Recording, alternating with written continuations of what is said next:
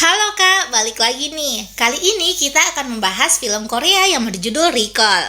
Film ini rilis tahun 2021 dan bergenre misteri serta thriller. Recall bercerita tentang seorang wanita yang amnesia pasca kecelakaan. Wanita ini secara mendadak bisa melihat masa depan. Film ini plot twistnya tidak bisa tertebak. Tidak ada yang bisa menebak endingnya bakal seperti apa. Penasaran dengan filmnya? Mari kita masuk ke alur ceritanya. Tapi sebelum itu kita intro dulu ya.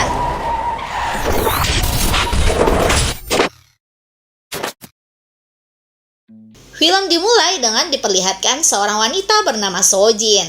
Dia baru saja bangun setelah mengalami kecelakaan.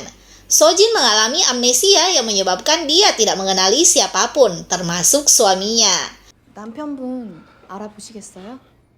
Saat berjalan di taman rumah sakit, Ji-hoon membantu Sojin mengingat beberapa hal. Di sini diketahui kalau Sojin seorang yatim piatu. Saat tiba di apartemen, Ji-hoon meminta Sojin untuk menunggunya di mobil. Dia mengangkat barang ke atas. Apartemen yang mereka tinggali cukup sunyi. Sojin yang penasaran mengikutinya dari belakang. Saat di lift, tiba-tiba listrik padam. Sojin yang ketakutan terus teriak meminta tolong, sedangkan Ji-hoon mendapati Sojin yang sudah pingsan di lift. Saat terbangun, Sojin sudah di rumah. Dia mendapati kue dengan lilin yang sudah meleleh. Kue itu rencananya untuk merayakan hari kepulangan Sojin ke rumah. 5월 10일 오늘 너 태어나는 날. Keesokan harinya, Ji-hoon mengurus berkas untuk berimigrasi ke Kanada, tempat yang diinginkan oleh Sojin. Sedangkan di rumah, Sojin keluar untuk berjalan-jalan. Di lantai 3, seorang anak memasuki lift. Saat Sojin menyapanya, dia mendapati kilasan ingatan tentang anak ini. Dan benar saja penglihatannya tadi benar. Anak yang tadi di lift hampir tertabrak. Sojin berlari ke arahnya, tapi didorong oleh suaminya. Sedangkan anak tadi selamat dan dibawa oleh temannya. Ji-hoon mengobati luka Sojin dan menyuruhnya minum obat. Di tempat lain diperlihatkan dua detektif yang sedang memeriksa bangunan yang belum selesai. Sojin melihat anak kecil kemarin saat masuk ke lift. Sojin mengikutinya dan kembali melihat masa depan anak tadi. Karena khawatir, dia menghubungi suaminya. Ji-hoon membawa Sojin ke rumah sakit. Dokter mengatakan kalau apa yang Sojin alami hanyalah ilusi akibat cedera otak. 환각 증세를 겪는 경우가 있습니다. 사고 때 생긴 뇌 Pulang dari rumah sakit, mereka mencari udara segar di pantai. Ji-hoon memberitahu Sojin kalau dia suka berenang. Keesokan harinya, dua detektif mendatangi Sojin di apartemen. Sepertinya detektif ingin tahu tentang sikap Ji-hoon terhadap Sojin. Di tempat lain, Ji-hoon masih mengurus berkas imigrasi mereka. Saat Sojin di lift, dia bertemu seorang murid SMA. Dia melihat masa depan gadis itu dan mengikutinya. 50대 남자 그 남자가 학생을 Di tengah jalan, ada yang memanggilnya dan mengajaknya ke sekolah. Ternyata Sojin adalah seorang guru. Di sini juga diketahui kalau suami Sojin seorang pecemburu yang sering mencurigainya. 심증 같은 게 생길 수도 아니 너를 너무 Setelah dari sana, Sojin ke tempat kerja Ji-hoon berdasarkan kartu nama yang dia temukan di mejanya. Di sana, Sojin mendapati kantor yang sudah ditutup sejak 6 bulan yang lalu. 부도내고 문 닫아놓은 지가 6개월이 넘었어요. Saat Sojin pulang, dia mendapati Ji-hoon duduk tanpa lampu yang menyala. Di sini, Sojin nampak marah karena tidak diberitahu tempatnya bekerja. Ji-hoon mencoba menjelaskan alasannya pada Sojin. 그래서 다시는 그림 못 그릴지도 모른다는 사실 때문에 Scene berpindah saat Sojin membuka paket barangnya dari sekolah. Dia mendapati fotonya bersama seorang pria. Saat di lift, Sojin bertemu dengan pria yang akan melukai gadis yang dia temuinya kemarin. Sojin memberi peringatan pada pria tersebut yang membuat pria ini mencekik Sojin.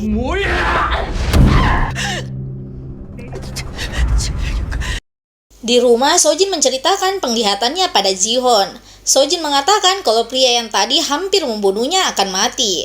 Ji-hoon menenangkannya dan menyuruhnya minum obat. Malam hari saat Sojin terbangun, dia mendapati suaminya sudah tidak ada di rumah. Saat berjalan keluar, dia melihat kalau seseorang baru saja turun ke lantai 7. Tanpa pikir panjang, Sojin ke lantai 7 apartemen pria tadi. Dia mendengar teriakan. Tepat sebelum pintu terbuka, Sojin bersembunyi. Seperti di penglihatannya, dia melihat seorang pria membawa koper keluar.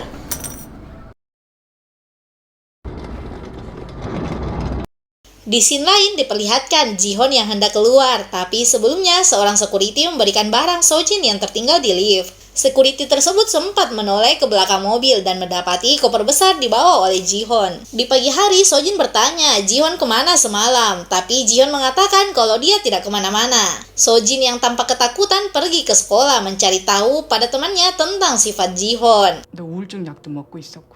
또 사람 때리고 그런 거 아니지? Scene berikutnya diperlihatkan Sojin ke security mencari barangnya yang tertinggal. Security mengatakan telah memberinya pada suaminya. Dia juga mengatakan kalau Ji-hoon pergi membawa koper besar sekitar pukul 2 pagi. Sojin yang khawatir nampak ketakutan di rumah. Dia menemukan kalung di jaket Ji-hoon. Kalung tersebut sama dengan kalung yang dijatuhkan pembunuh semalam. Sojin lalu ke kantor polisi melaporkan kejadian tentang apartemen 706 pada polisi. 남자가 고에서 커다란 여행 가방을 Ji-hoon bergegas ke kantor polisi saat tahu kalau Sojin di sana. Saat Ji-hoon sampai di sana, Sojin mengatakan kalau Ji-hoon yang membunuh pria di apartemen 706. 저 사람이 죽였다고요. Ji-hoon menyarankan untuk memeriksa unit tersebut. Di sana tidak ditemukan apapun. Di sini diketahui kalau unit tersebut tidak pernah dijual. 706호는 계속 미분양. Di rumah, Ji-hoon mengatakan kalau mereka akan berangkat 2 hari lagi ke Kanada. Dia memberikan obat pada Sojin dan menyuruhnya istirahat. Saat Ji-hoon pergi, Sojin mengeluarkan obat dari mulutnya dan keluar. Di lift, Sojin bertemu dengan pria yang bersamanya di foto. Pria itu mengenali Sojin dan mengatakan kalau dia khawatir. Saat masuk apartemen bersama Sojin, pria ini mencari stempel dan bertanya di mana Sojin menyimpannya. 도장 못 봤어? Sojin spontan menunjuk ke laci sebelahnya dan benar saja barang yang dia cari ada di sana. 기억력 하나 진짜 좋다니까. Sebelum pergi, pria ini menyuruh Sojin ke suatu tempat. Dia berjanji akan menemuinya di sana. Sojin yang sudah melihat masa depan pria ini menolak dan melarangnya ke sana. Saat pria itu pergi, Sojin memeriksa isi apartemen tersebut. Di sana banyak surat untuk dirinya dan Ji-hoon. Sojin juga melihat foto pernikahan di sana. Dia foto bersama pria yang tadi. Scene berpindah pada 2 detektif yang sedang menginterogasi ketua bangunan tempat Sojin terjatuh. Ketua itu mengatakan kalau dia melihat mobil yang datang waktu itu. Mobil tersebut punya Lee Ji-hoon, tapi dikendarai oleh Kim Sun-woo. Sojin menelpon detektif dan mengatakan kalau seseorang akan diserang. Sojin yang sudah di sana naik dan melihat pria yang ditemuinya sudah diseret. Saat Sojin sembunyi, dia ketahuan dan dikejar oleh pria yang mengaku sebagai suaminya. Sojin bertanya apakah yang dibunuh adalah suaminya. Pria ini menyuruh Sojin untuk percaya padanya. 죽인 사람 Tak lama berselang, polisi datang. Dan saat memeriksa apa yang Sojin katakan, tidak terbukti. Saat ingin membawa Sojin pulang, detektif menyuruh rekannya menahan Sun-woo karena merusak CCTV dan berbohong sebagai Ji-hoon. 3일 새벽 폐쇄로 카메라도 네가 그런 거지. 이 새끼가 아내 같은 소리 하고 있네. Detektif mengambil palu dan memukul semen dan benar saja di sana ada mayat dengan jam tangan yang dikenakan Ji-hoon. Saat diinterogasi, Sun-woo mengakui kalau dia secara tidak sengaja membunuh Ji-hoon. Sun-woo juga mengatakan berencana membunuh Sojin untuk uang asuransi. Detektif memberikan alamat asli Sojin. Dia juga memberitahu kalau Sun-woo adalah saudara angkatnya. Sojin menyuruh Sun-woo menceritakan kejadian yang sesungguhnya. Tapi Sun-woo tampak dingin dan mempertanyakan kewarasan Sojin. 모든 끝나는 건 네가 정상이라고 생각해? Saat pulang ke apartemen, Sojin melihat 2 anak yang sering dilihatnya. Di sini Sojin mengetahui kalau anak tersebut adalah dirinya dan Sun-woo. Kenangan dari masa lalunya. 김선우 동생, 김수진. Sojin lalu ke unit 706. Di sana dia menemukan dirinya di masa lalu yang hampir dilecehkan oleh ayah angkatnya. Beruntung Sun-woo pulang tepat waktu. Sun-woo memukul kepala ayahnya hingga tewas. Dia menyuruh Sojin ke asrama Ji-hoon. 지훈이 기숙사로 가 있어. Scene berpindah di apartemen asli Sojin. Sojin ditelepon oleh temannya dan mengatakan kalau Jihon datang mencarinya. Tak lama setelahnya, Jihon masuk. Saat berusaha melarikan diri, Sojin menelpon detektif. Ternyata mayat yang ditemukan bukan Jihon, melainkan mayat rentenir yang telah dibunuh oleh Jihon. Sunwoo yang mendengar hal itu bergegas menemui Sojin. Di sisi lain, Jihon lagi-lagi melukai Sojin. Jihon mengungkapkan kekesalannya dan mengingat kejadian sebelumnya. 기다리는 동안 이자는 계속 늘어납니다. Rentenir yang tidak sabar menunggu uang asuransi Sojin, meminum anggur yang disediakan Jihon untuk Sojin, yang ternyata sudah diberi racun. Jihon menusuk dan mengubur rentenir menggunakan semen. Sojin yang datang kaget melihat banyak darah di wajah Jihon. Jihon mendorong Sojin dan menjatuhkan tasnya. Di tas tersebut, Jihon menemukan sebuah buku panduan imigrasi ke Kanada. Jihon berpikir itulah alasan Sojin ingin bercerai darinya. Jihon marah karena merasa terjebak di antara Sojin dan Sunwoo. Saat Jihon berusaha melukainya, Sojin berusaha meraih pipa yang ada di dekatnya dan memukul kepala Jihon. Sunwoo datang mendapati Sojin ketakutan. Dia menyeret Jihon pada genangan semen. Sojin membuang dirinya. Dia merasa bersalah karena Sunwoo terus saja bertanggung jawab seorang diri. Saat Sojin sudah mengingatnya, Jihon menyirami rumahnya menggunakan bensin dan membuang rokok di lantai.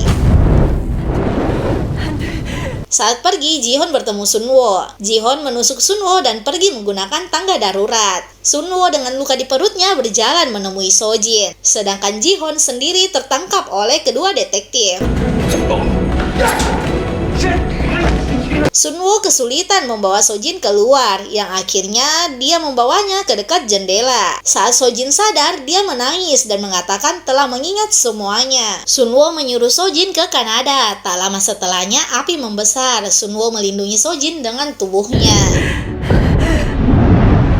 Saat sadar, Sojin mencari kakaknya. Detektif mengatakan kalau Sunwoo tewas karena melindunginya dari kebakaran. Detektif juga memberikan USB dari kedutaan Kanada. Saat Sojin memeriksanya, dia melihat video Sunwoo yang ditanyai alasan dirinya buru-buru imigrasi.